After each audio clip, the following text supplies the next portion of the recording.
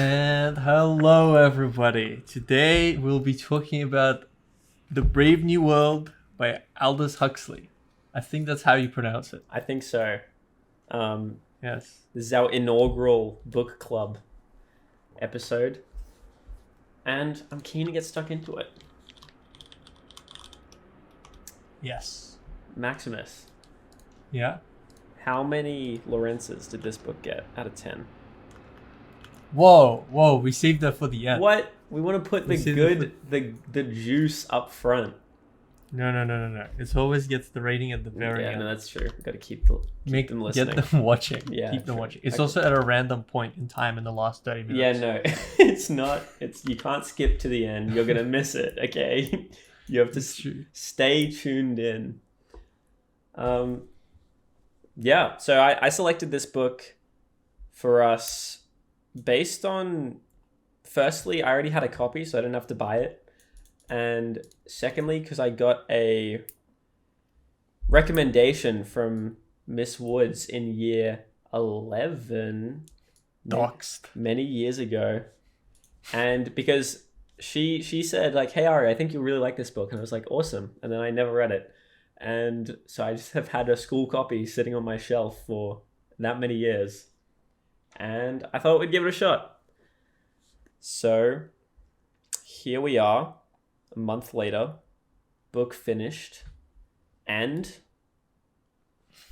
what do you start with in a book club, in a book review? What do you I'm just trying to think about the order. Do we start characters, setting? I guess we can start with when it was written.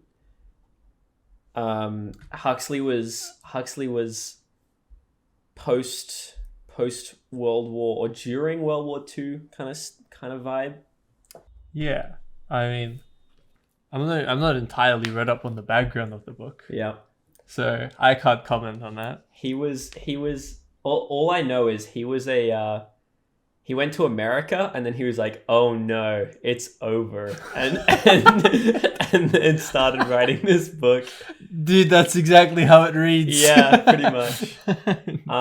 And so he went back to America because he found it funny, but then he also sort of came around to it. He's like, is this bad? This is like the most optimized society. This could be good. Well, that's not how the book reads, frankly, but... No. But yeah, he had done some trips to America and the like. Anyway, talking about the actual book, though, it's one of the classic... Of the two, like, surveillance state kind of books, this one in 1984, and I'll give a bit of... Yeah? Fahrenheit. Oh, that's true. Fahrenheit 451 as well. But regarding the Big Brother idea, The Trinity. The Trinity. Yeah, we'll have to check out the other two, I suppose. Yeah, Margaret Atwood at the start of the book in her introduction talks about the difference between 1984 and Brave New World, which I thought was pretty good. Before reading this book, did you know the difference between the two? Between 1984 and Brave New World? Yeah. Yeah. Because I had no idea. I just knew it was like 1984, but different. Well, 1984 is much more so about thought control. This is much more so, I mean, kind of like, how would you describe it? Not only like conditioning, but more so... It's more base than thoughts. Like... Yeah, exactly. It's kind of like your nature. Yeah, it's before you've even considered thinking thoughts that they're controlling you. And so... Yeah. Margaret Atwood describes 1984 as the more hard control, where there are these people living in a world and then the big brother is with their boot on their neck trying to control exactly what they think and do. Whereas Brave New World is this like soft control, I think she describes it as, where all your decisions have already been made for you and you don't even have to worry about trying to resist because you've been built to not resist. Yeah. Something like that. But yeah. So the book, yeah. What were your, I guess, overall impressions? What were your overall impressions? I don't know. I think the book it makes you think about like some fundamental things, but I don't think it really makes you reflect on the current world, you know? Although maybe in one way, which I'll talk about later. Okay. Like, it's a much more deeper level book, I feel. You know? Yeah, like, are you talking about how the characters, how overt the implicit biases are on the character's mind that this world has set up on them? Or more conceptual than that? I think, well, no, it's more so questioning whether you kind of, first of all, need like free will and suffering for happiness, you know? That's kind of the main theme. Yeah. The two options, I guess, of civilized society and uncivilized society. A lot more underlying. I think it's not really commenting on something like the government or like states or like countries. Right. It's really talking about human nature. Yeah. I see where you're coming from. Yeah. So it's a lot more core, much more to the core of the human experience. It would be interesting to have read 1984 and be able to compare it to that, but yeah, because I think 1984 is much more about, you know, questioning the state. Yeah. From what I know, it is.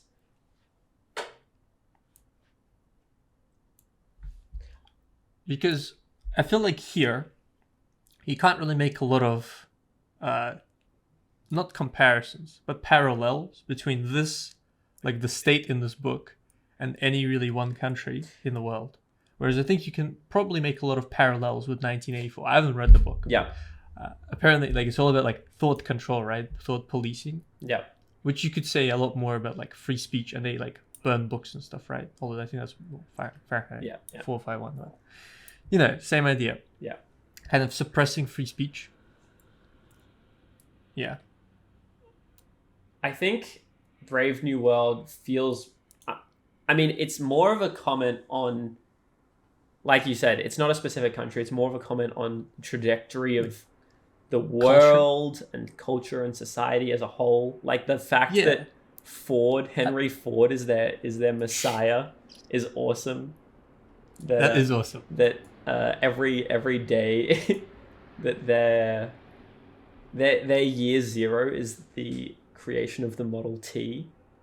I thought was very funny. That was really funny. Yeah, it was a surprisingly funny book. I did not expect to find some. I mean, it's to such extreme that it is, you know. Yeah. It becomes comical. Yeah. Yeah. So I think it reflects a lot more about morality and like culture and like, like trends like that, rather than something more structural. I agree. I think it is also interesting how I think it holds up very well, maybe even better than the time that it was written in. Really? Maybe.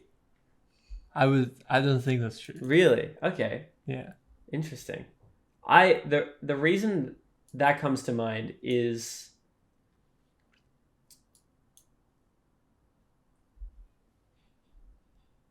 likely a cross section of the characters' reliance on technology and stuff, and how they have basically their lives decided for them, and there's obviously parallels to advertising through thought control and stuff like this through the media and content they consume. And I feel like as the world has gone on, it's become less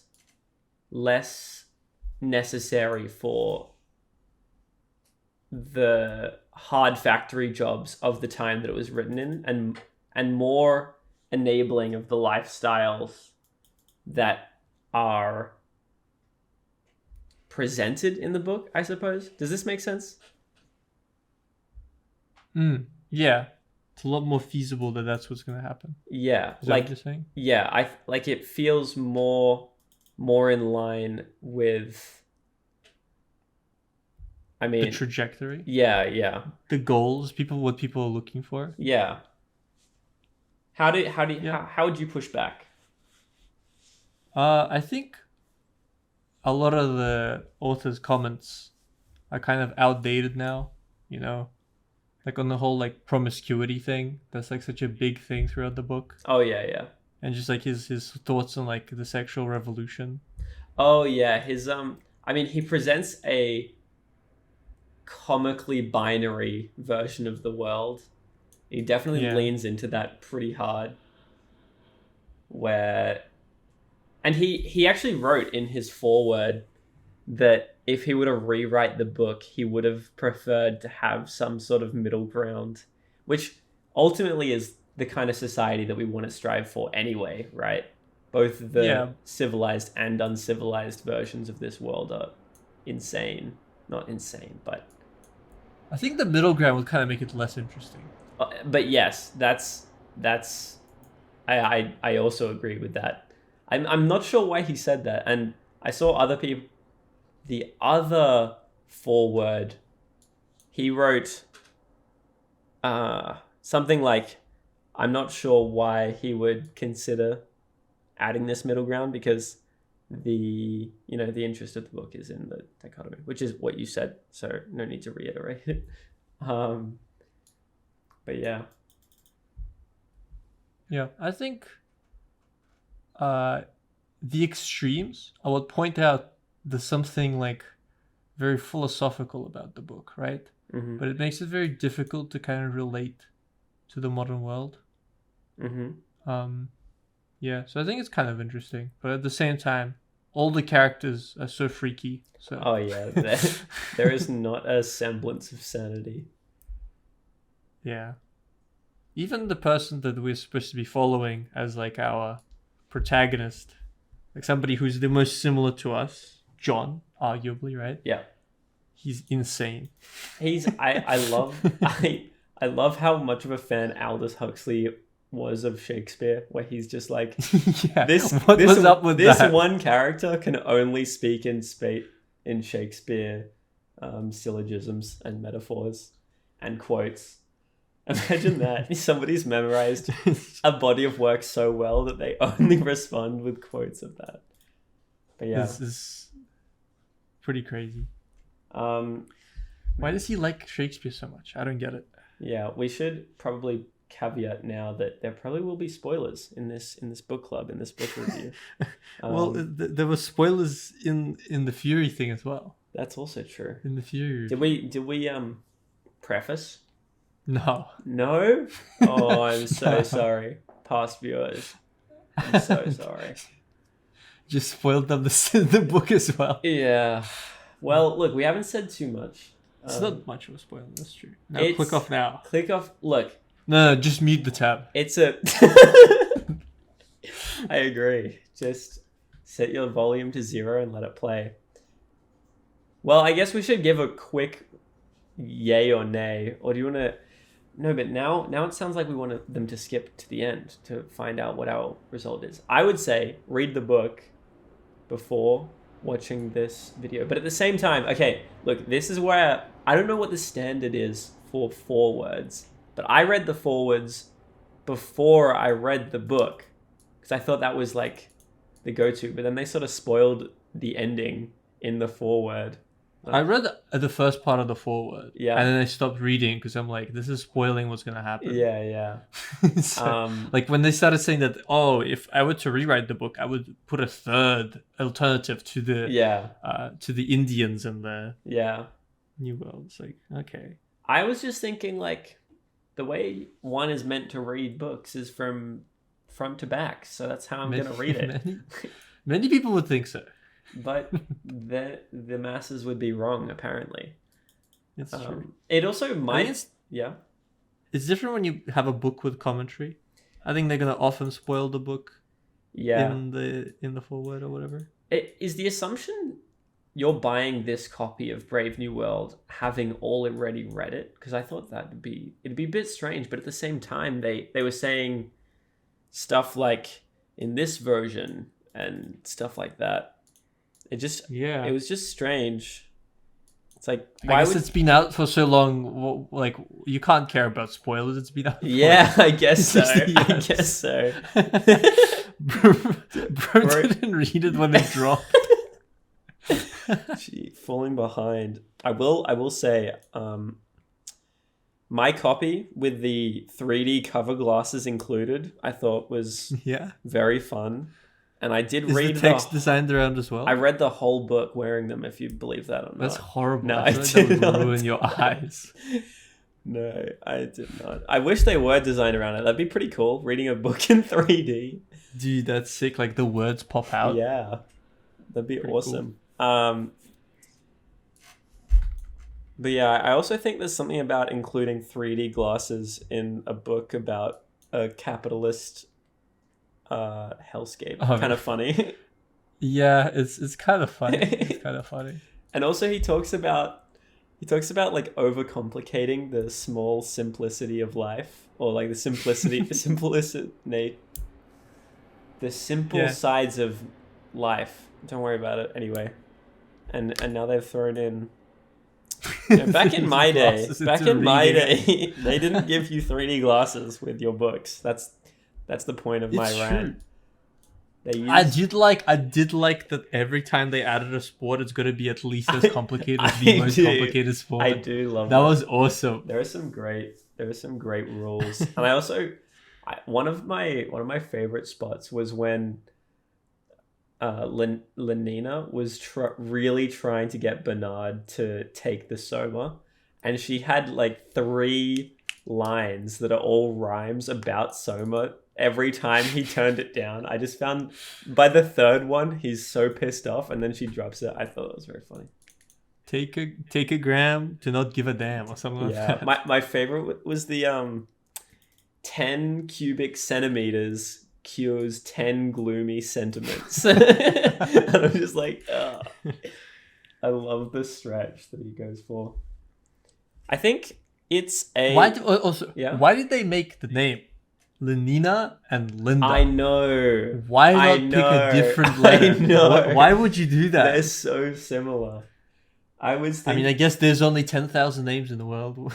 yeah, So- true, but I feel like with 10,000 you have enough options. No, actually, it gives you that feeling that they're the same person. exactly. Just Aldous like- was really trying to draw the parallels between the character of John's mother and Bernard's love interest. No, and his. Oh God, no! This is some Freudian shit. It's true. And there's actually a bit about Freud in the book. That is true. That was also very funny. How whenever they refer to somebody in a psychology role, they have to refer to him as his Freudship instead of his Fordship. Just silly. I just love seeing an author run silly bits into their book that mean nothing other than for the fun of it. Okay, It is entirely too silly. I say for nothing, but I'm sure Miss Woods could have us digging into anything in the book as death of the author and all that. It's true. Yeah. Many people. What do you think? So, other than the fact that the cast of characters was just too freaky, what do you think of some of the any specific extrapolation on any of the characters? Because I found the parallel between Bernard and what's that guy's name? The Holmlet. the conductor. Oh, Whatever. Mustaf Mond. No. The guy that had the relationship with Linda. Oh yes, his name Tomakin, The director. the director Maybe. of Was he a director? the director of Hatcheries. Yeah. Hatcheries and Conditioning. What do you think of him? What were you trying to think of his name? No, that's all. I just want to. I think he is freaky as the rest of them, but What? I don't know. Mm-hmm. I think it's kind of interesting. Oh, I remember that one segment where I actually don't remember that well who has this recollection, but I think it might have been him. Was he the one that recollects like losing his love interest? Yeah. Yeah, and then he like he had it, like he just keeps dreaming about it every night. Wait, he keeps dreaming about it? Yeah. He keeps recalling that suffering. Was he dreaming about it in the weeks after? Because he recollects this event to Bernard. Yeah, and he talks about how, he was recollecting this event for weeks after it happened. Yeah. Yeah, right. Kept rethinking about that. Yeah. Just kind of interesting, in a world with Soma. Yeah. I wonder why he chooses to undergo suffering. Yeah. Seems very, very very bad citizen of him. Base. What would you describe the very unbased? No. The uncivilized. Oh, very uncivilized, I guess. Very uncivilized of him. Yeah. Kind of true. What's the guy? Omelette. No, that's not. How Omelette? What's his friend, Bernard's friend, who has the similar view to him, who thinks that it could all. They could be better not with it. Good question. Wow, this is 1 second, audience. Most awesome review. As we look up the cast of characters in hit book Brave New World. It is Helmholtz Watson. Okay, can you blame me? Yeah, that's bro. Can you blame me? You cannot blame Helmholtz Watson. I found it funny that the parallel between Bernard and Helmholtz, that Bernard has become like based and enlightened through social rejection. Yeah. And then Helmholtz has become based and enlightened through being a Chad and good at his job and getting laid. I found that pretty funny. That was pretty funny. And watching Bernard try to win ego points in front of Helmholtz is the most cringe-inducing thing in the book. Oh my gosh. What a scene. Yeah. But yeah, Helmholtz is... I liked Helmholtz. He was an interesting character, and it didn't feel like he flip-flopped too much, I mean, he's the more rational version of Bernard, because Bernard is like... I feel like Bernard is the only flip-flopper in the book. Okay, no, that's true. I was just comparing those two, so... You just hate Bernard. Yeah, I don't hate Bernard, because he's funny. It's funny how, he's so steadfast in his beliefs until, things go his way. And then he's like, oh, I'm the coolest motherfucker in...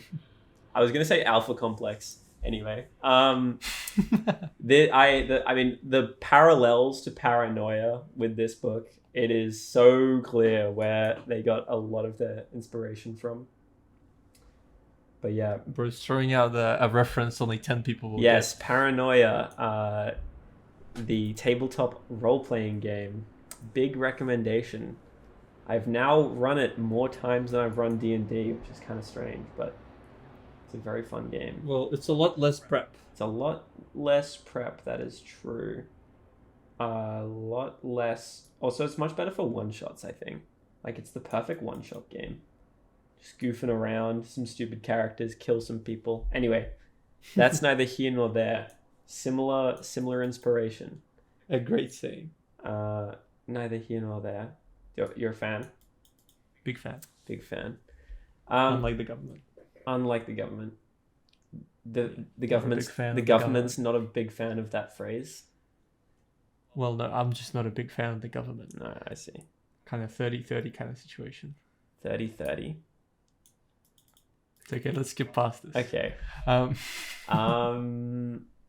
Okay, but yeah, Bernard, he's a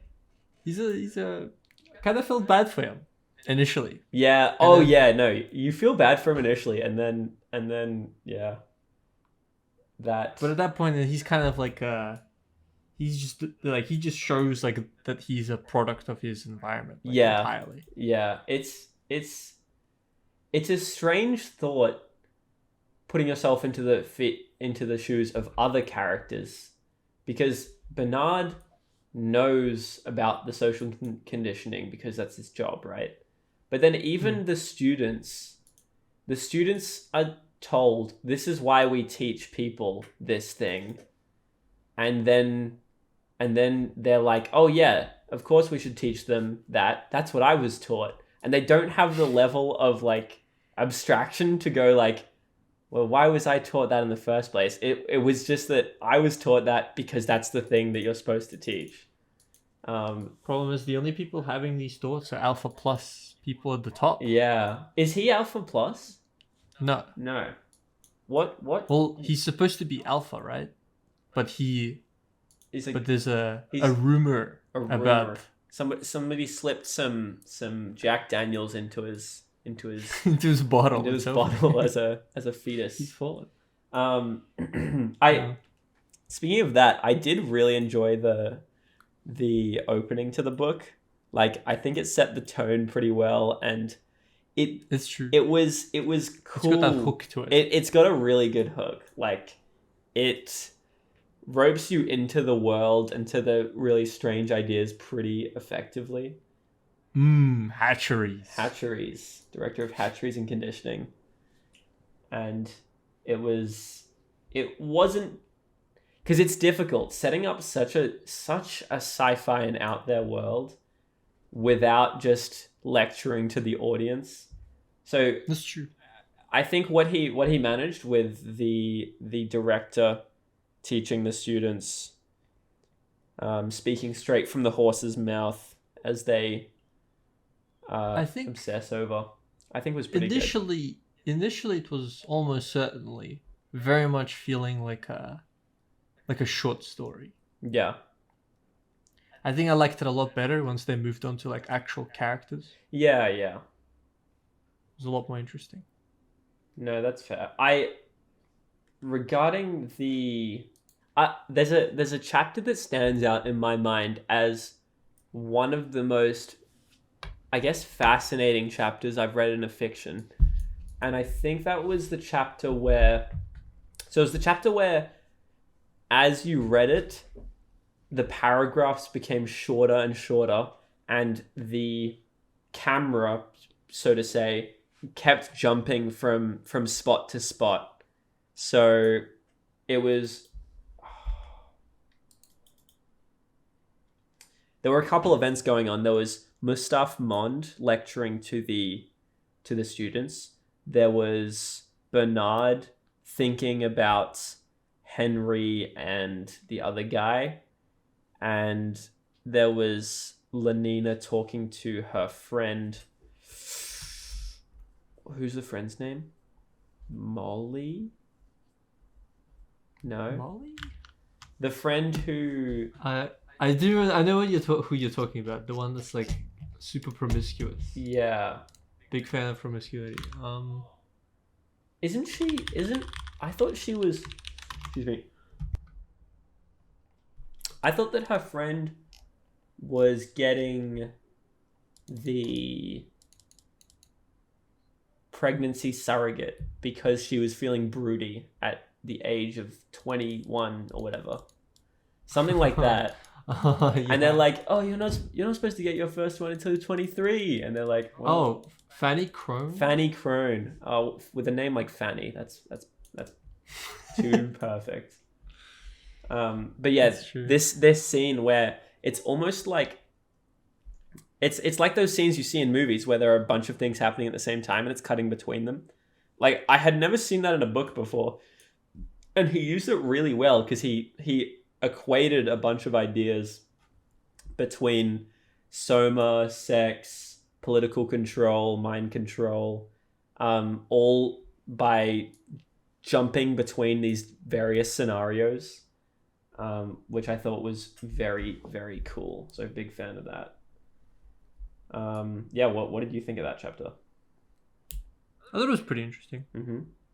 I think I've read nothing that quite went as fast as that, but there's quite a few novels that utilize like switching back and forth Yeah. between two kind of parallels. Yes. But nothing that did like the camera thing. Yeah, like, I'd agree that was kind of cool.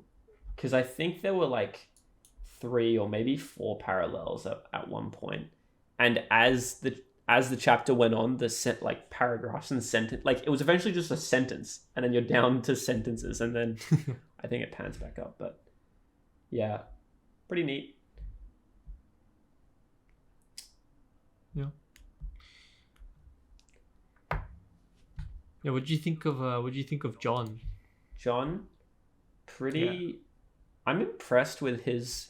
I found it a little strange when Bernard's like, "Oh, so tell me what your life was like," and then it cuts to like just a series of events that he recounts perfectly from being a child. I mean, That's true. he may not have recounted them perfectly. Well, But this guy is the guy who talks in Shakespeare. yeah, verses. that's true. That is true. But when you've only got one book to read, the complete work of Shakespeare, like what else are you gonna do? Well. Actually, the first book that he read wasn't the complete work. Oh, true. It was It was like something about like children, fetuses. The fetus effect of Botskanovsky training something. And, yeah, some. but He's actually well read on many topics. precisely 2. Yeah. But yeah, I think it was, albeit a little strange, but yeah, John is. It's a strange book because you sort of don't have your, like you said, John is this character that we're supposed to empathize with most, but the book is sort of protagonist agnostic, not agnostic, but like it flips half. Believe in protagonists. It's like halfway through the book it just swaps, and you're like, alrighty then. Bernard's not. That's true. Bernard's not as important. Bernard loses the big Yeah, point of focus. yeah, and because it's weird because I don't think Bernard's story is resolved. But look, they both have a resolution, Bernard's and John's, and it's just that they lose to the world pushing back against them, and that No, John just kind of lost, like to himself. what? No, it was the world that drove him to that. It was not. Okay, but would you want your kid to end up like John?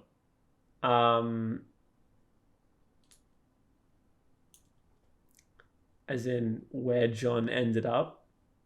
No, would you want your kid to end up like John, like having the same characters as John? Oh, no. Yeah, I agree. That's why we should electrocute children away from books. Oh, I see. Yeah, We shouldn't let them read. yeah. Like that's so true. not ethical. But big fan of the yeah, big fan of the torture baby scenes. Carry on.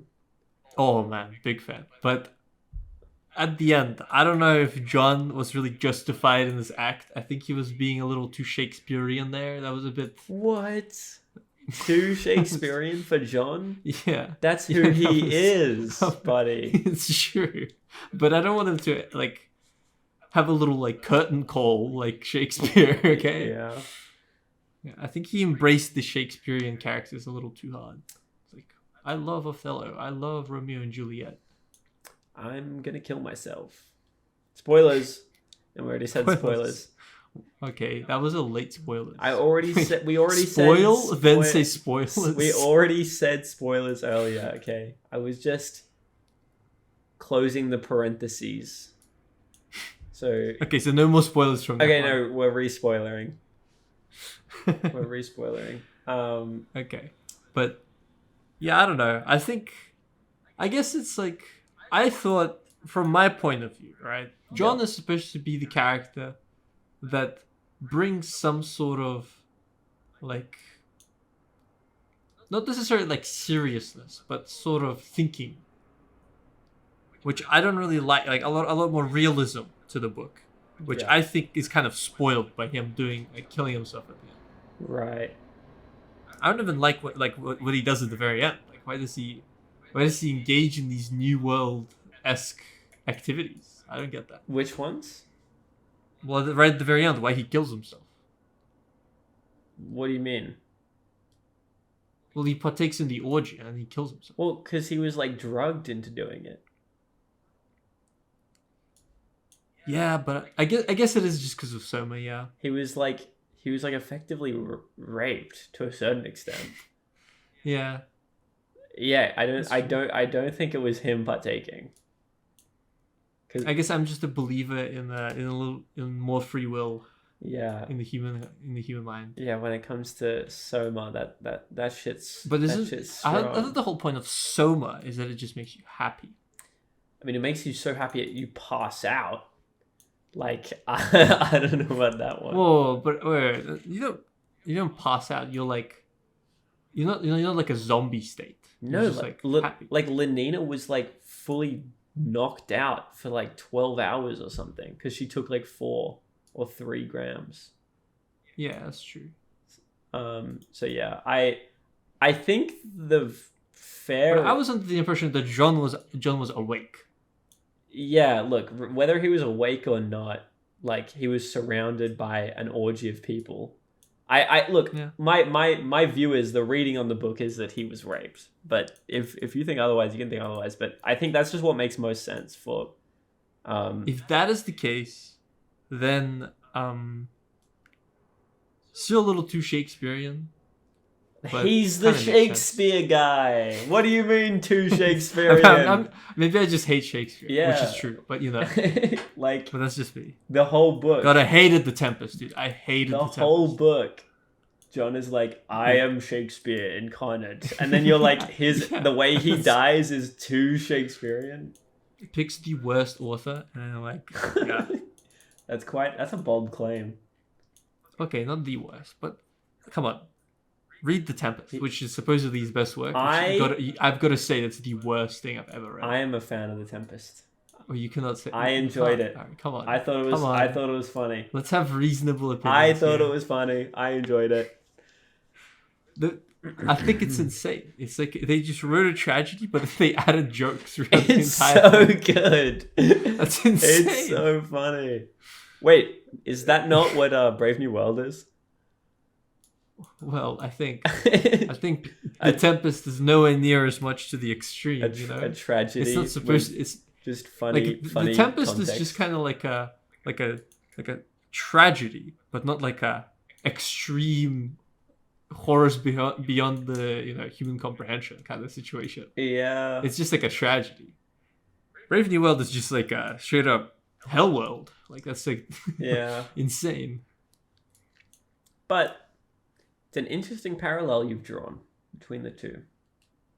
Yeah, interesting parallel indeed. What's your favorite Shakespeare? Probably Macbeth. Okay.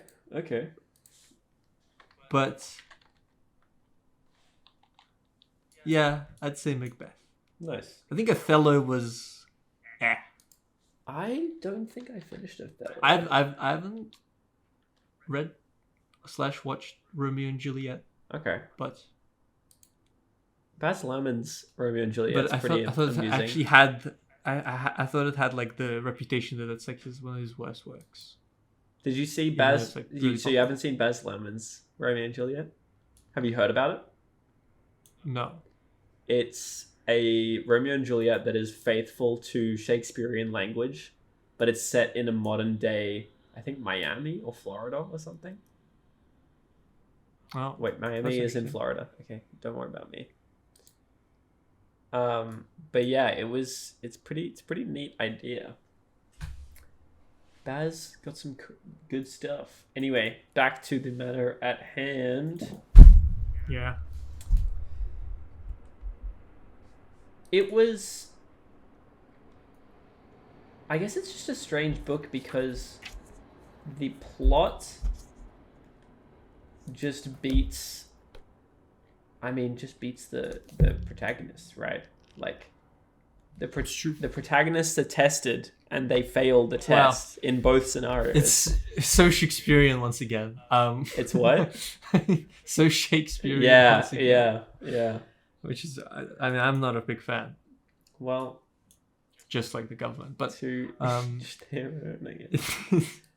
it's just, I don't know. It's very Doomer-esque. yeah, it's pretty doomer. I see that. But it is a pretty awesome in the traditional sense of the word. And the jokes are funny. Yep. The jokes are funny. Yeah. Maybe that's... I guess I just came to it with different expectations. Yeah, right. What expectations did you have? I thought this was going to be profound. Yeah, right. Okay. Yeah. It's a fun book. And look, it can be... It may be profound for others. It may not be profound for you. Yeah, it's true. Some pretty neat ideas. But this is my review. This is your review. So you can blanket as many statements as you'd like. I think it's actually an old world. It's not even like advertised properly. Brave New World, it's old. I mean, what time is it? Is it actually set in? Like, what's the conversion? Well, it's 624 AF from the Ford model AF, which is like Ford, quite a bit later than this actually. So it is a new world. It's the future. Ford Model T was 1908, so it's like 20.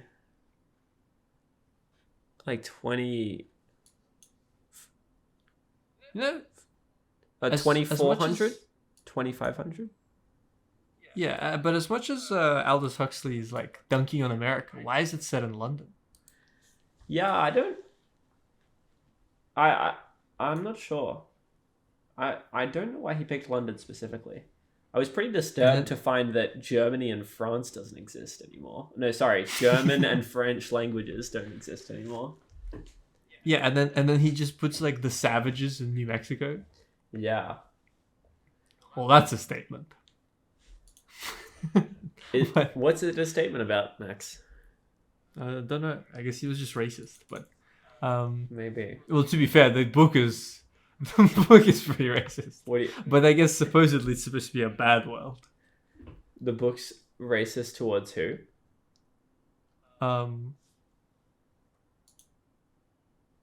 Well, indigenous people, but also like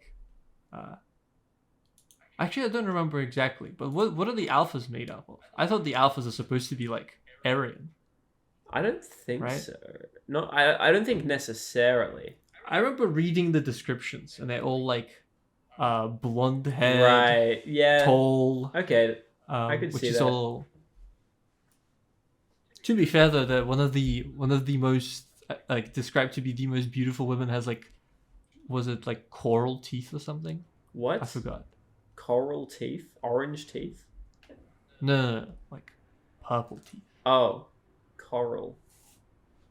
Like coral white? I thought it was purple. Purple there's no way that purple teeth is like the most beautiful. And I was so confused. I would right? that's understandable. That is a very confusing. premise. And then it doesn't get mentioned at all. I thought it was like a designer baby kind of thing. Like you can have your teeth whatever color you want. But then it was like at the start of the book. I think it's coral white. Coral white. When I think of coral, I don't think white. Yeah, I mean that makes sense. No, but it was like okay, wait. Look, if I search coral, no, coral was orange. Coral color. You said purple, not orange. Yeah. Okay, same thing. Coral white. Riveting podcast for those at home. I want to find it. Okay. Brave New World. Oh, for I don't know if I'll be able to. Yeah, I don't think so. Anyway, whether they had purple teeth or not purple teeth, I think it's they did harp on keeping people homogenous. Max? It's true.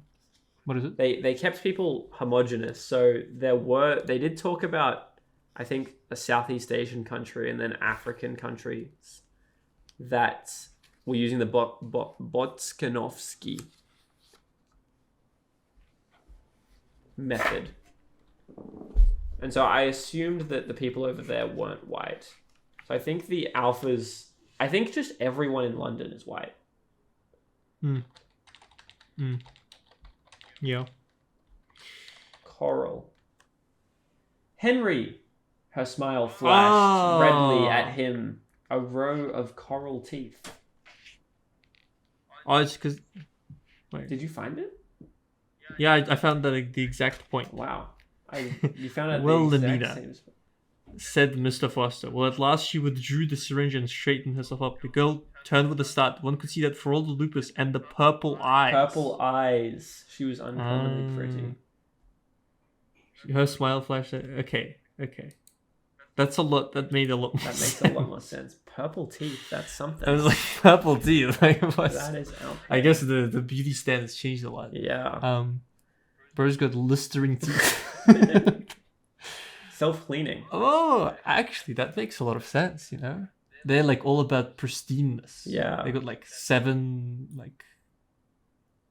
What's it called? I forgot. Anyways. The smell thing. Perfumes. Oh, yes. They get put on. The, Purple eyes, though. Does that exist? No. Disappointing. Purple. I don't know. It could be like 0.0001 or something. Natural. True violet-colored eyes only occur to albinism. Due to albinism. Strange. Purple Eyes is an admin of Pokemon pinchers who appear in Guardian Signs. I don't think that's what you're looking for, but I could be wrong.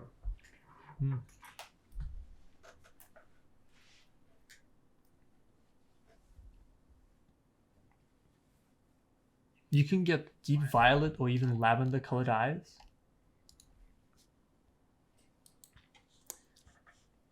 I'm sorry, what?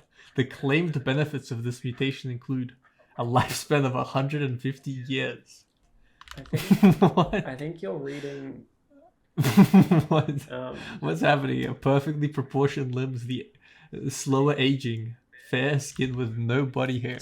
I mean, that must be in the world of Brave New World, because while fictional. Okay, I see. Yeah, there we go. Maybe that's why. Maybe he used the thing. Maybe indeed. Yeah. And everyone in Brave New World live till they are 50 and then just drop dead, which is very efficient. And they like look like they're all 20 years old. It's or something. It's a perfect world. Yeah. It is. And they're always always on guard, waiting for somebody to drop dead so they can spawn a new guy. Yeah. It's pretty awesome. And even... God, I wish I could work at a hatchery. A hatchery? Yeah. I think I'd be the guy watching the line. it move. Yeah. I'd be pouring the alcohol into the bottles. That'd be pretty sick. Hmm.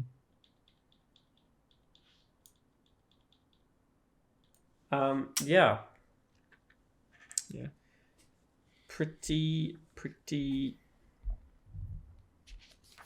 cool book. I've got a chapter summary here. Quickly running through them. Yeah.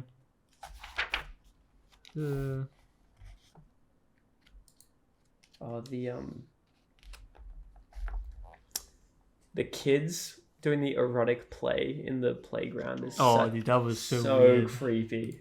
Oh my god. I mean, it's a good way to really make the world just weird off the bat so early in the book,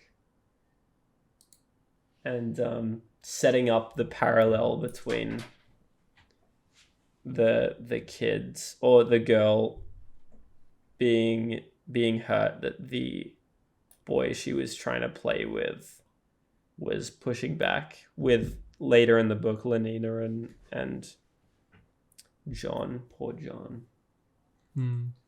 Yeah. It's that scene with John and Lenina. I think it's well written in the sense that Wait, he went crazy? not necessarily that he went crazy, but okay, maybe not well written, but I thought it was pretty. It was a pretty good encapsulation of the dichotomy of the book, where there are that is the scene where the two worlds come most at odds with each other, and that neither of these people could possibly see any way that the other person could see it differently to them, where there's just a complete lack of being able to. Yeah, but then John went crazy. And then John goes crazy. Okay, so clearly Shakespeareans are wrong. So true. The brave new world wins in this one, actually. It does. They don't go like insane and start beating the other person. Hot take. Yeah. Maybe beating people for having different beliefs too isn't too bad. That's true. Big fan of Shakespeare here, huh? Big fan. But the fact that you brought up Tempest is actually interesting because Brave New World is from the Tempest. Oh, that perfectly makes so sense. The comparison between the two books is definitely not lost on Huxley. Sorry. Yeah. Probably shouldn't be lost on the readers. So thankfully we did our pre-reading in high school for this book. Yeah, I think it's a better book than The Tempest is. Yeah. I enjoyed it much more than reading The Tempest. I will admit that. Oh, and then reading the Margaret Atwood version of The Tempest, the prison one.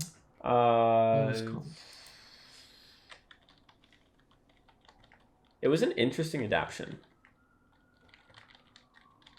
That one was also Hagseed. Hagseed. That was very crazy. How like they set up a play to be like real life and then tricks everyone into believing it was not a play and stuff. I mean, the ending of that was also just absolutely unhinged. I forgot what the ending was. Remind me. Spoilers. When didn't they like drug everyone in the audience? Oh yeah. And then they had hallucinations, and then the prisoners went crazy and they blackmailed the people. That was awesome. Yeah. Okay. More spoilers, by the way. More spoilers. I said spoilers before. I said spoilers for random book. To be fair, who's gonna read the Hagseed? Okay, in 2024. Yeah. Except for like unconsenting young adults. Yeah.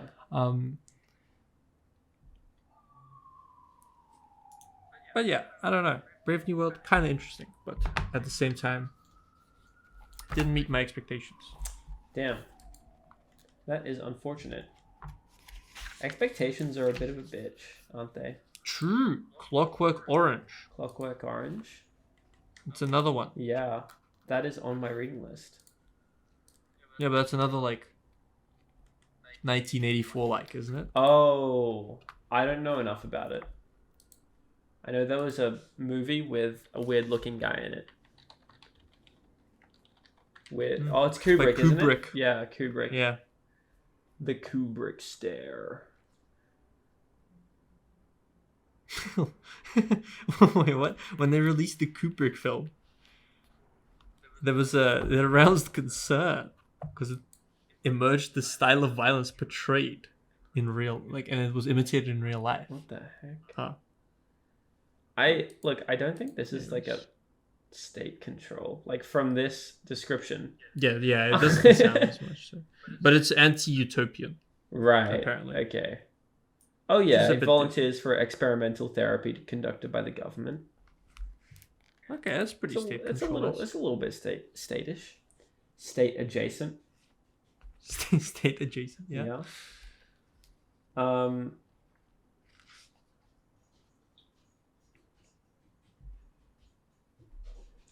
Dude, the idea of the scent taps is so silly. It's so funny. That's true. That is pretty funny. I think I did like one thing, which is how the title of the book incorporated into the book. That was cool. Oh yeah. Yeah. With I think that one kind of makes sense. You know? It worked well. It's kind of meaningful, whereas like I don't know, some other books 1984. They don't hit as hard. I haven't read 1984. But isn't 1984 just like the year it's set in or whatever? Is it? Okay. Well, probably, right? Like, what else would it mean? That's pretty funny. Is that comic? Like, imagine if they... turning over the calendar. Yeah, I know. I love that comic. It's peak. It's peak. What's the original? Okay, we can look this up later, but I'm curious what the original. It has to be that is what the original. No. But what was the original? Like, what's the wife saying in the original one? Like, it's not like you can't watch Sonic porn anymore or something. It'd be something sane, like boomer-esque.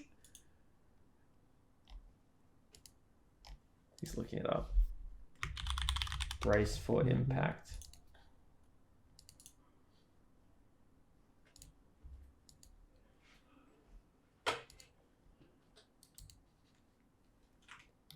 Gonna hit that know you mean. Circling all the way back to Bernard's flip-floppiness, I did find it quite amusing where the director of the hatcheries was like, I'm going to send you to Iceland. And then Bernard was like, oh, you're going to send me to Iceland, are you? Now I'm super cool.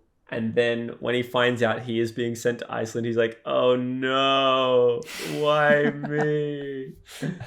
Oh God. Oh, Ford, I should say. Okay, so the original is Twitter banned Trump's account and Google suspended Parler. What's going on? Nice. Ha. That's awesome. I mean, yeah, it thematically makes sense. But yeah. And yeah. Should I give my rating for the book? Go ahead. Yeah, I think this is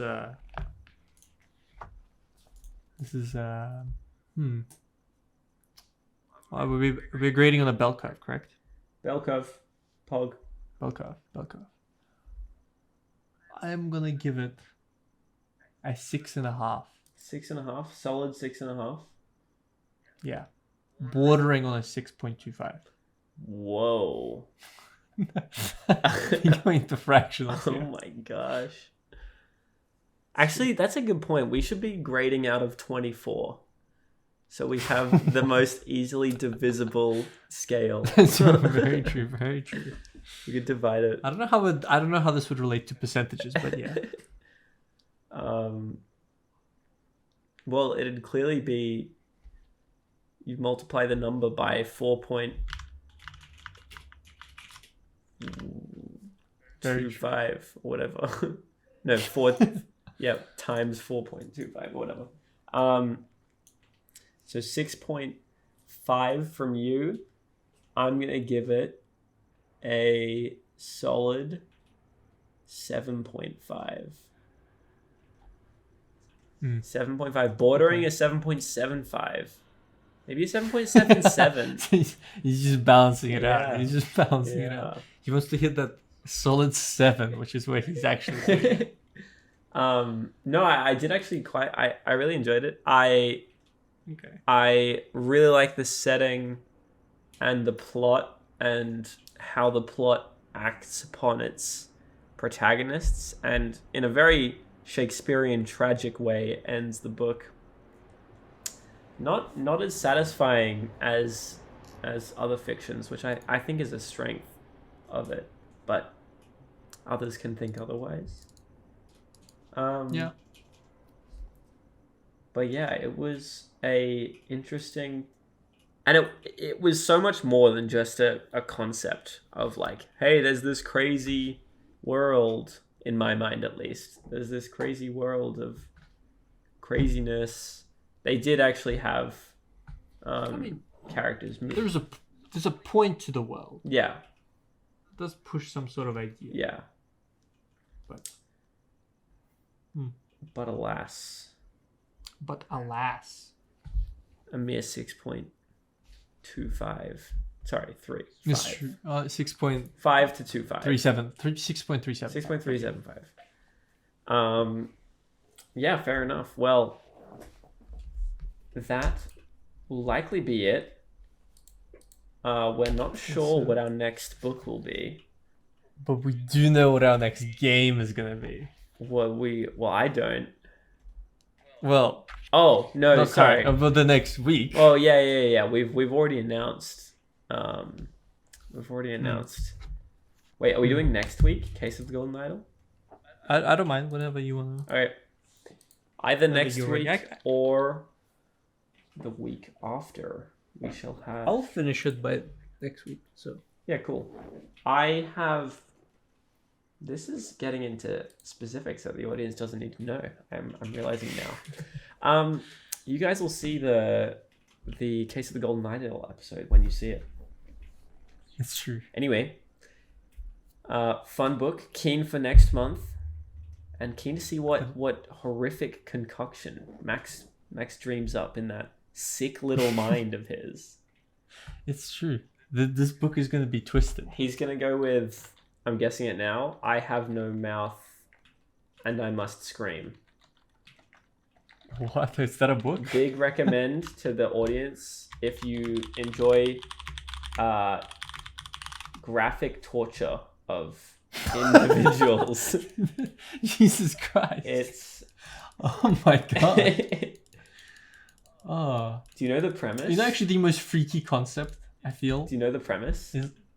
No.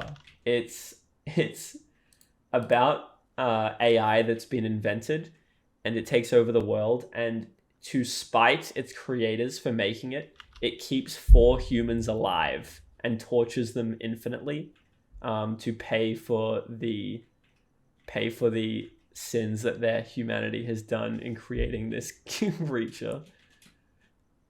Jesus Christ. And they basically their mission objective is to try and kill themselves, but he never lets them do it.